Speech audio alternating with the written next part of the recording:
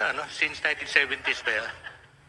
At ano implications nito para sa ordinaryong Pilipino at ang direksyon ng economy in the coming days.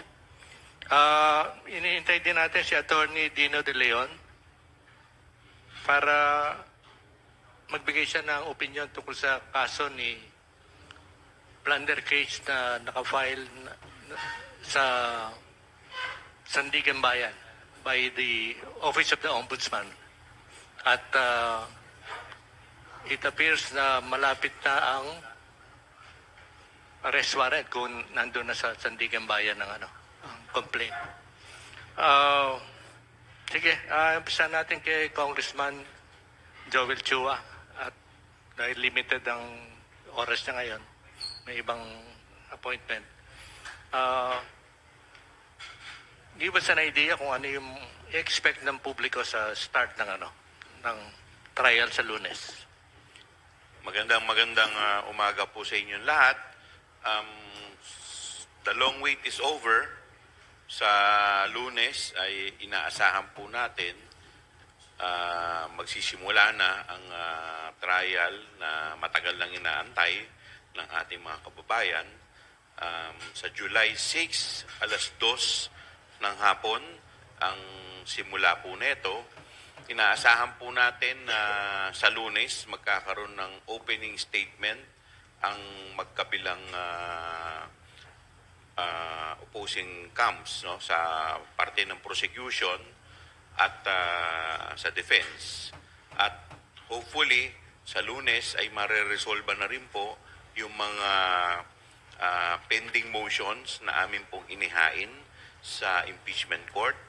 So meron po tayong 4 na motions na nakahain na inaasahan po natin sa Lunes ay mareresolba na.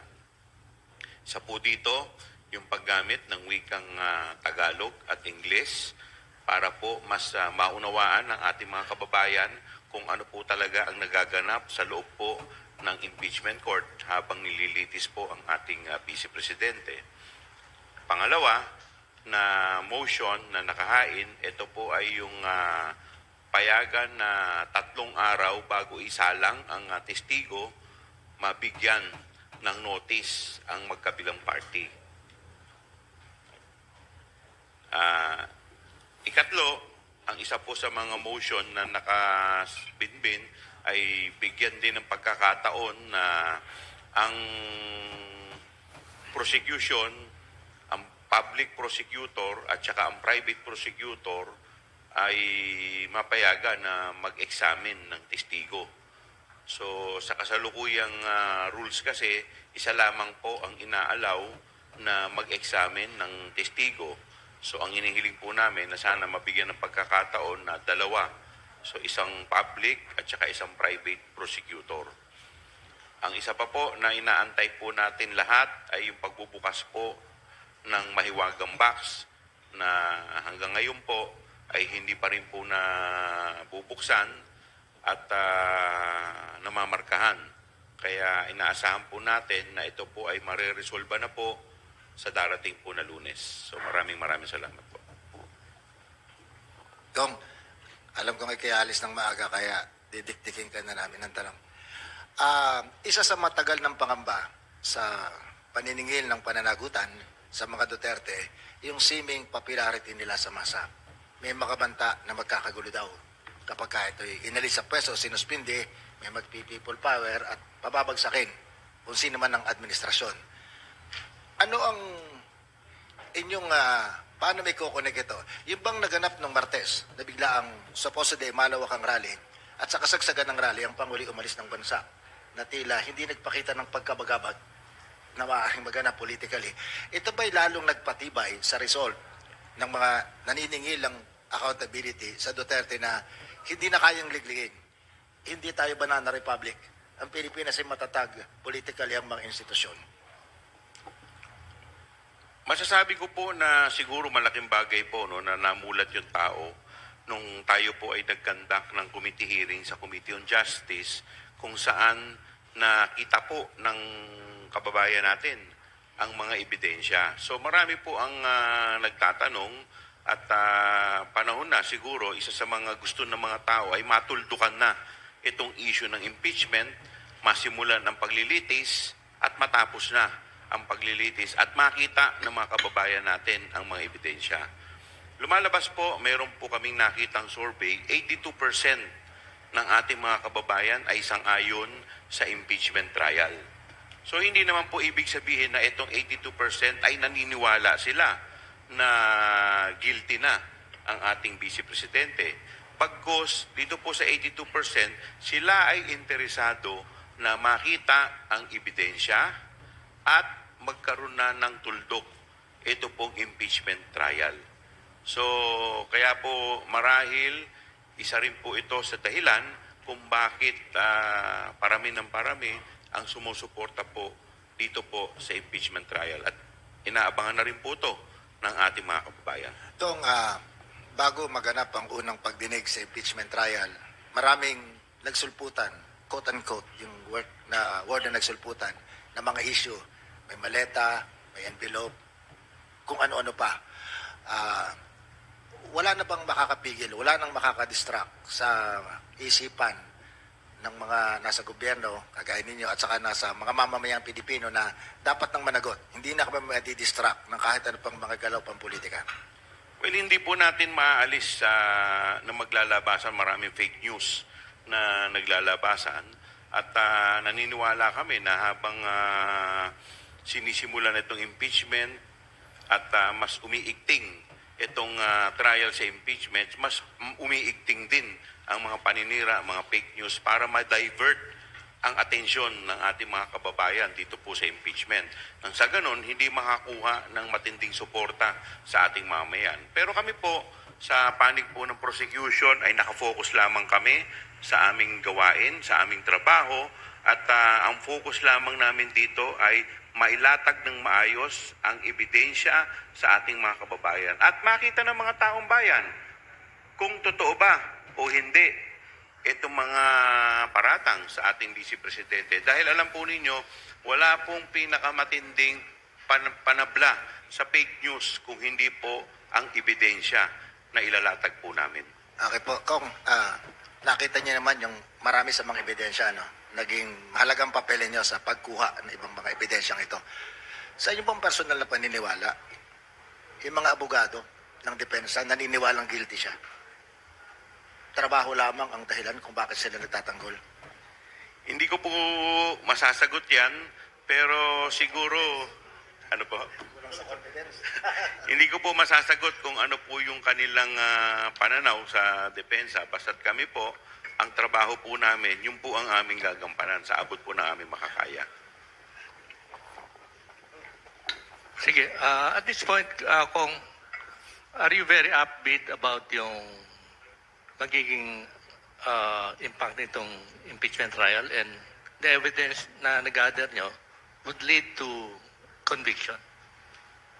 Well, una-una, hindi po kasi kami allowed na mag-discuss ng merito ng kaso. Kaya nga po kami mayroon designated na spokesman. Pero ang pupwede ko po sa inyong mai-discuss ay yung mga pupwedeng mangyari at kung ano po pagdating po ng impeachment ay kung ano po yung mga naganap sa loob. Pero as to the merit ng kaso ay kami po, ang mga miyembro po ng prosecution, ang miyembro po ng depensa, at ang mga miyembro po ng senator judges, lahat po kami ay hindi po kami allowed na mag-discuss ng merito. Kung during the pre-trial conference, yung prosecution attempted to pre-mark yung BIR box, yung pamosong BIR box, but you failed. Sa pagbubukas ng trial sa Lunes, magtatangka ba kayo na muling pag-usapan itong isyong ito? Well, in fairness po kasi, nung pre-trial conference, kaya po hindi po nabuksan yung mahiwagang box. Kasi po, yung clerk of court, yung tumatayong clerk of court po, ay wala naman po siyang power para magdesisyon. Kaya ang power lamang po, ang may kapangyarihan lamang po para makapagdesisyon kung ito ay bubuksan o hindi, tanging ang mga senator judges na umuupo po sa impeachment court. Kaya sa Lunes po, inaasahan po natin na magiging maigting ang bakbakan po ang in terms of sa mga pending motions namin. At isa nga po ito sa pending motion na nakalatag po at nag-aantay po sa impeachment court. Ang responde ng depensa ko, payag sila na buksan yung box. Pero, dangan nga lamang, ito ay sa isang executive session. Ano ang punto de vista ng prosecution dito? Well, kami po naniniwala na hindi naman po kailangan na ito ay sa executive session dahil ito po ay impeachment court na. So parang halimbawa po sa kaso po ng mga tax evasion. So di po ba pagka ang sa korte nag-i-issue ng subpoena at sinasubpoena ang BIR para sa mga ITR, di po ba allowed yun? So po pwede po natin maihambing ang impeachment court sa korte kung saan pinapayagan na po yung ganito. Yung pong kanilang sinasabi, marahil ay kasi doon po sa NIRC, National Internal Revenue Code, yung binabanggit po kasi doon na sa executive session kung may hearing sa committee level. Pero ito po hindi na po ito hearing ng committee level ng in aid of legislation. Ito po ay impeachment trial na. Kumbaga mayahan tulad na po natin ito sa isang korte. Naalala ko kung doon sa bank secrecy law, exemption, yung impeachment na pwedeng mabaliwala pansamantala yung bank secrecy law. Yung pang kapangyarihang yon na ma-exempt sa secrecy, kasi doon din nakabata yung na BIR sa secrecy.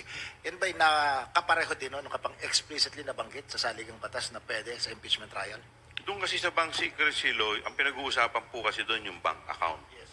Opo. At doon talaga expressly nakalagay po doon na sa impeachment. Dito po kasi, ito po, kagaya po ng kaninang paghahambing ko, ito po ay parang inahantulod ko po sa korte.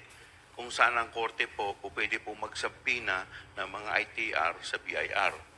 So, ito rin naman po, itong impeachment court ay tumatayo bilang isang parang korte. Pwede po natin maihantulad ito. So, kaya yung subpoena rin po, na-i-issue rin po nito, ay po pwede po nating masabi na yun po ang mga magiging grounds para mabuksan ito. But just the same, ako po, isa lang naman po ang tanong ko. Kung wala naman pong tinatago, ano naman po ang dahilan para ito po ay ipagkubli sa taong bayan? Dahil ang issue po kasi dito sa impeachment ay pananagutan, accountability po. Okay. Kung for us non-lawyers na nakakaunawa ng mga salita, binagit yung salitang inihalin tulad, maihalin tulad sa korte. So, ibig sabihin, wala pang ruling ang korte rito before sa ganitong kauri na kaso sa secrecy ng BIR records. Tingin ko, hindi ko po alam dun sa mga previous impeachment kung nagkaroon po ng ganitong issue sa BIR. Pero dito po kasi ay masasabi ko na kasi nung dati yata sa impeachment ni Corona, ang naging issue yata doon is yung SALN. Tapos sa impeachment ni dating presidente, yung account, yung envelope na hindi nabuksan. Dahil sabi nga nila, yung sa envelope na yun, parang nandoon yata yung pirma ni Jose Velarde. Kung hindi po ako nagkakamali, yun yata yung nakalagay doon. So itong envelope na to, kung hindi nila papayagan, baka mamaya maging ganun din ang mga maging epekto nito. Kung dahil matagal na itong napag-uusapan, I suppose na nagkaroon ka din ng pag-aaral. Ano? Can you educate us? Yung educate my ignorance or innocence, as the case may be. Saan ba nababatay ang secrecy niya na batas ng ating mga tax records? Ano yung dahilan kung bakit inilagay sa batas yung secrecy? Binanggit po kasi ito doon sa commissioner ng BIR. So, ako naman kasi po, nung stand ko po doon sa committee level, nung kami po ay nagko-committee hearing, ang stand ko ay po pwedeng buksan. Kasi ang dahilan ko po dyan, doon sa ating saligang batas, inaalaw ang Kongreso na mag-promulgate ng sarili nilang rules. At ang nagsasabi po nito ay ang saligang batas. Ngayon, doon po sa rules namin, inaalaw kami na mag-issue ng subpoena. So ano ang inisyu po namin sa PINA ay yung ITR, hindi naman po yung box eh. So ito pong laman ng box, yung ITR, yung po ay produkto ng sa PINA na inisyu ng Committee on Justice na binibigay po sa amin na kapangyarihan ng saligang batas. So, paralelism, ano po, para higit na naming maunawaan. So, sinabihan nyo halimbawa yung pera na maaring magpatunay dun sa krimen. Let's say, bulto-bulto ng pera, 1 milyon. Dinala sa korte, yung pera, pero nakasilid sa vault. Ngayon na pinagtatalunan kung pwedeng buksan yung vault o hindi bubuksan yung vault. Kasi po may nakalagay pong specific dun sa NIRC. Ang sinasabi po kasi sa National Internal Revenue Code na ito pong ITR, po pwede lamang ito kung ito ay bubuksan sa executive session at saka pag ito ay in aid of legislation. E ang sinasabi nila, yung Committee on Justice, hindi naman po ito in aid of legislation dahil yun nga ay part ng impeachment proceeding. So, kaya lang ako po, yung sinasabi ko po naman yun, yung kapangyarihan namin na mag-issue ng compulsory processes ay base po sa rules kung saan kami ay pinahihintulutan ng ating saligang batas na mag-promulgate o gumawa ng sarili naming rules. So ano pa ang epekto ng rules ng compulsory processes kung ang magiging bisya lamang nito ay padala doon yung box at hindi naman yung nilalaman nito. So, kung magkakaganon na hindi pwedeng buksan, assuming for the sake of discussion, so ibig sabihin ng kapangyarihan ng impeachment court ay mas mababa kaysa kapangyarihan ng RTC, ng Court of Tax Appeals? Hindi, iba naman po kasi dahil yun po yung usapin na yun doon po sa Committee on Justice. So dito naman po kasi sa impeachment court, kagaya po ng binabanggit ko kanina na di po ba sa mga korte, yan, ang korte po pag nag-issue po sa BIR, pag nag-issue po ng subpoena para padala po, halimbawa sa mga kasong tax evasion, so papadalan po yan ng ITR, ng mga dokumento, hinga ng dokumento yung BIR. So yun po, pinapayagan. Ito naman pong impeachment court ay inahambing po natin sa korte. Kaya ito po, ako po naniniwala na dito po ay pupwede na po. Alam naman natin na yung Senate, may a number of them are dyed-in-the-wool supporters ni VP Sara. Parang rabid supporters of VP Sara. Do you expect any fireworks at this point na mag-move sila to declare it as parang charade or and have it terminated for lack of basis or factual basis? Kung babasahin po natin yung ating saligang batas, ang trabaho po ng Senado ay mag-try. Trial by the Senate shall forthwith proceed. So, ibig sabihin, wala po silang tanging gagawin kung hindi mag-conduct ng trial. So, bagamat meron po mga pending na doon po sa answer ng ating Vice Presidente, may tuturing po natin na parang motion to dismiss. Kasi nakapaloob po yun dito.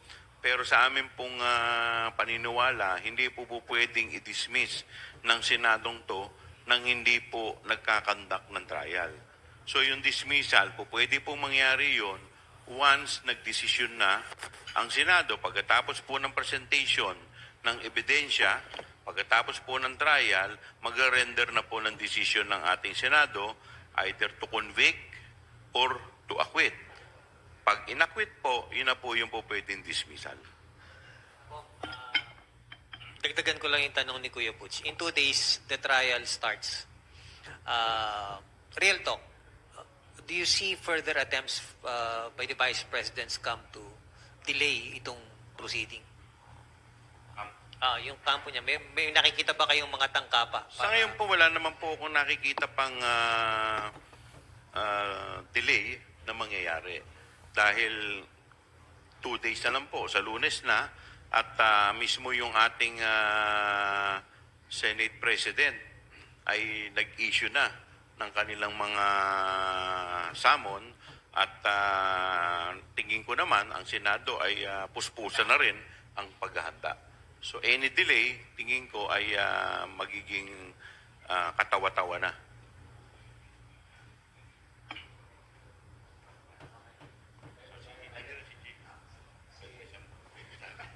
Sige po. Si Kong Chua kasi kinidnap lang namin para maging guest sa umagang ito. Palalayain na natin maski walang ransom.